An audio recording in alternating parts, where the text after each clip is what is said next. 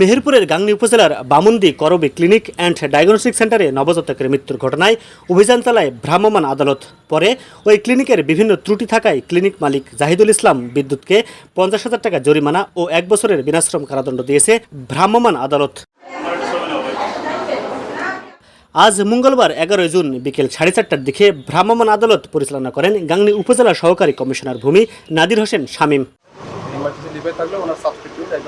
জানা গেছে, গাংনী উপজেলার কালীতলা কল্যাণপুর গ্রামের পিঙ্কুর স্ত্রী রিভা খাতুন প্রসব বেদনা উঠলে তার পরিবারের লোকজন করবী ক্লিনিক অ্যান্ড ডায়াগনস্টিক সেন্টারে ভোরের দিকে ভর্তি করেন।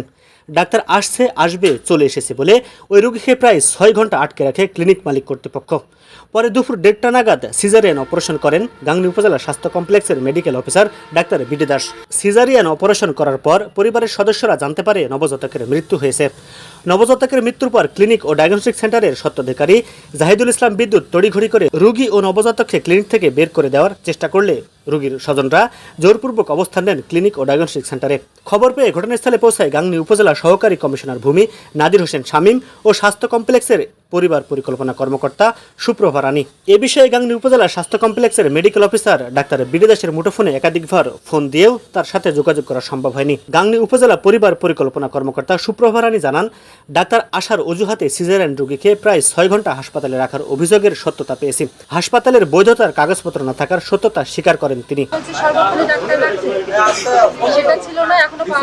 ভ্রাম্যমাণ আদালতের নির্বাহী ম্যাজিস্ট্রেট ও গাংনী উপজেলা সহকারী কমিশনার ভূমি নাদির হোসেন শামীম জানান, 6 ঘন্টা রোগীকে আটকে রেখে তারপর সিজারিয়ান অপারেশনে নবজাতকের মৃত্যুর ঘটনায় অভিযোগের ভিত্তিতে অভিযান চালিয়ে ভোক্তা অধিকার সংরক্ষণ অধিদপ্তর 2009-এর 52 ধারায় করবী ক্লিনিক ও ডায়াগনস্টিক সেন্টারের স্বত্বাধিকারী জাহিদুল ইসলাম বিদ্যুৎকে নগদ 50,000 টাকা জরিমানা ও 1 বছরের বিনাশ্রম কারাদণ্ড দেওয়া হয়েছে। সবকিছু অসঙ্গতি বিবেচনা করে আমরা তাকে ভোক্তা অধিকার সংরক্ষণ আইন 2009-এর 52 ধারায় তাকে 1 বছরের বিনাশ্রম কারাদণ্ড এবং 50,000 টাকা অর্থদণ্ড করা হয়।